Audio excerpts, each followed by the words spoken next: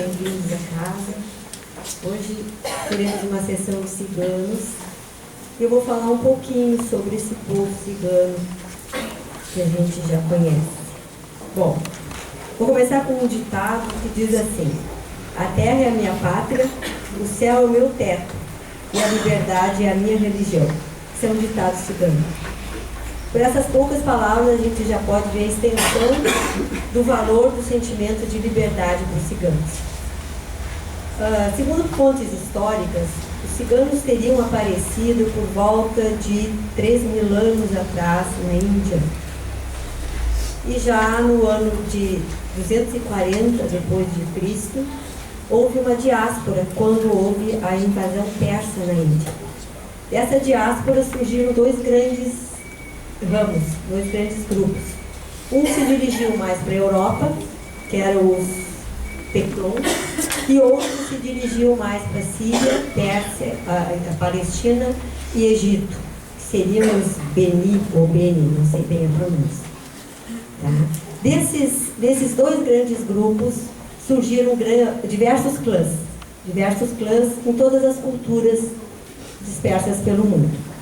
No Brasil, os ciganos chegam primeiro, segundo as fontes históricas, como degredados.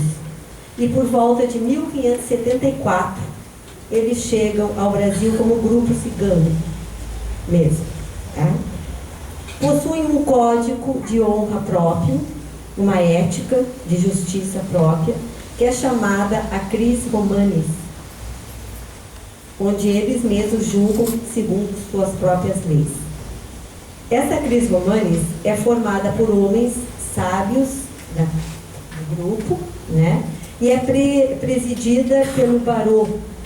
O barô é o nome que é dado ao líder cigano do grupo. Na comunidade cigana tem também a Cacu, ou o Cacu, que seria o mestre da cura, uma espécie de xamã na tribo. Pode ser um homem ou pode ser uma mulher. Na estrutura social dos ciganos, também chama a atenção o respeito ao idoso e a integração do idoso no grupo. Jamais se teve notícia de um idoso abandonado num grupo cigano, nem uma criança também. Uma vez que a criança, para eles, ela é alegria, é máxima. Dentro dos seus ritos, né, eles têm ritos próprios de casamento, de morte e de nascimento. Os casamentos ciganos chegam a durar dias de festa. Assim como para a morte, todos choram, aquele que partiu. E eles têm alguns rituais secretos, né? Quer dizer, secretos para nós, porque para eles é algo que fica velado aos não ciganos. Né? E o nascimento de uma criança, ele é tão importante para o grupo cigano, que eles têm diversos ritos. Um deles, vários deles eu vou citar aqui, que são os seguintes: a criança nasce e recebe um nome não cigano. Esse nome ela recebe para se comunicar com os não ciganos. Recebe um nome segundo as suas características, que é o nome que ela vai ser chamada dentro do seu clã, dentro do seu grupo. E recebe um nome que lhe é assoprado, quando ela nasce, ao ouvido pela mãe. E somente a mãe sabe esse nome. Dentro também dos ritos de nascimento, tem o banho da sorte. O banho da sorte, ele envolve vinho na água, flores, pedras. A criança é banhada ali para ter sorte. As avós, reza também a tradição deles, que as avós, elas fazem o pão das fadas, que são tradições bem deles, né? E também apresentam à criança a primeira lua cheia. Tudo isso são ritos de nascimento do povo cigano.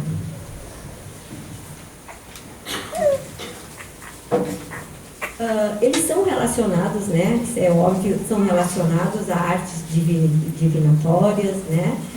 E conta o livro do tarô cigano uma passagem, um relato, bem, que data de 1879. Esse relato diz que um professor de matemática e estatística, o nome dele, Jean-Pierre Dunant, não sei se falei certo, mas esse professor estava pela Hungria e foi até a cidade de Budapeste procurar um livro que era de interesse dele na época. Chegando nessa livraria, o que ele realmente encontra são papéis que o livreiro queria se descartar e deu para ele. Ele já estava esperando no balcão e lendo aquele livro, aqueles papéis, e aceitou, não quis nem ser pago, não precisou pagar os papéis. Como ele era um estudioso, um professor, ele vai e começa a ler. E dentro daquelas páginas ele encontra a história do povo cigano e dezenas de artes divinatórias. Ele se interessa tanto pela leitura que ele vai e pede, procura um grupo cigano onde ele possa vivenciar o dia a dia do cotidiano dos ciganos. E ele consegue. Então, ele passa a viver 4 anos, mais ou menos, da vida dele com um grupo de ciganos. Não foi muito fácil ele chegar no grupo, ser aceito, mas ele vence as dificuldades e ele vive com os ciganos. E depois de 4 anos, ele parte do grupo com a intenção de escrever um livro sobre tudo que ele tinha estudado e tudo que ele tinha aprendido. Mas ele morre. Ele morre aos 39 anos sem conseguir escrever esse livro. Então, esse relato faz assim, que a gente pense que sempre o povo cigano é associado à arte divinatória, né? Isso aí é quase que automático para a gente. Então, a leitura da mão, a leitura do tarô, a leitura da carta, isso aí faz parte deles. E o que chama a atenção é que a quiromancia para o cigano, ela não é uma arte divinatória como ela é para nós. Ela é um esquema onde ele toma conhecimento da mente, do corpo, do espírito, da saúde e do destino. O enfoque deles é outro para a quiromancia. Eles são também um povo livre de condicionamentos, dos condicionamentos sociais que nós, qualquer outro grupo humano, temos na nossa sociedade. Tem também a arte divinatória como sendo uma mágica para eles.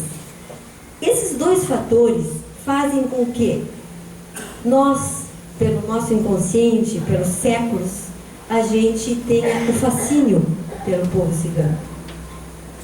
Pelo esse mistério, por essa aura, esse fascínio. E esse fascínio, ele é interessante porque ele perpassa a matéria. E nós temos no povo cigano que chega nas terreiras de Umbanda esse mesmo fascínio. Esse fascínio que está atrelado, se eu assim posso dizer, aquela aura mágica, aquela arte divinatória que eu quero para responder e ter respostas rápidas.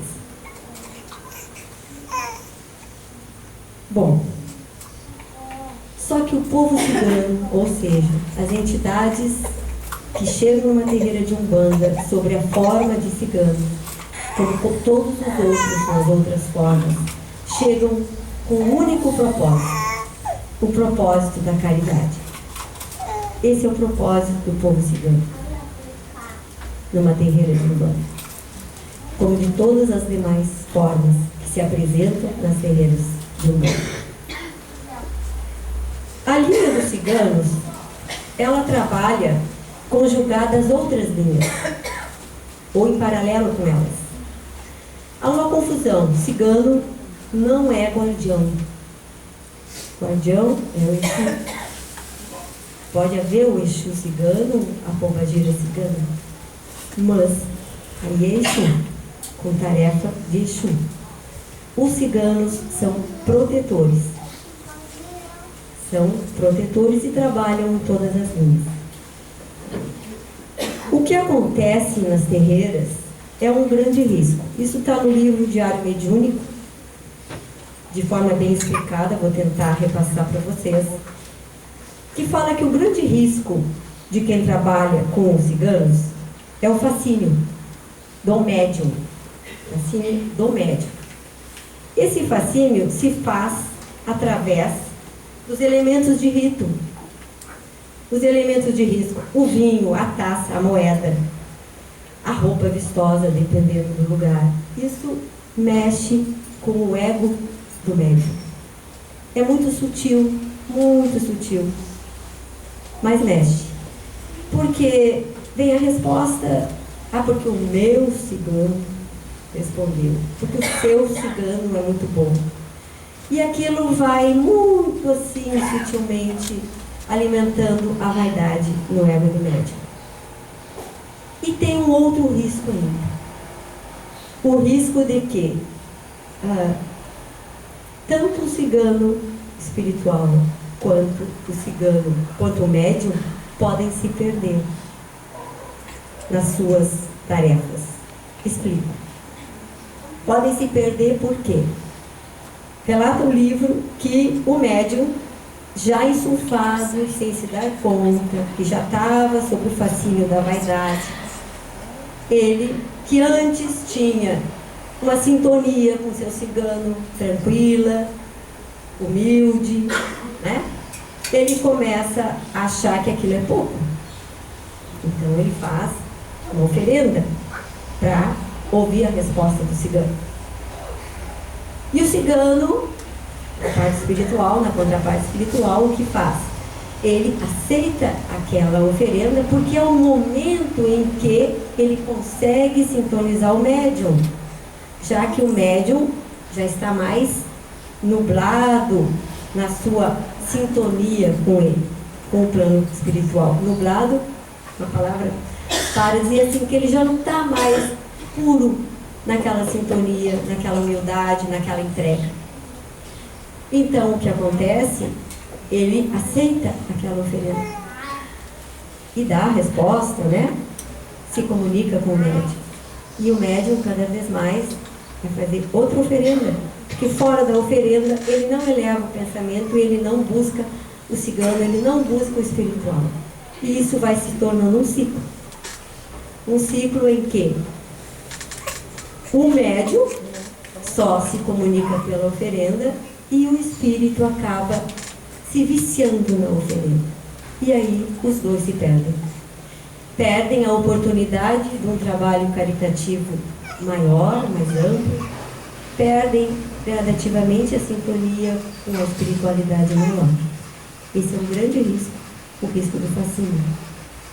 Por quê? Porque cigano, como qualquer outra forma de apresentação, não precisa da taça, não precisa do vinho, não precisa de rito para se comunicar. Ele precisa de um médium humilde, caridoso, voltado o seu coração para a mensagem do Cristo.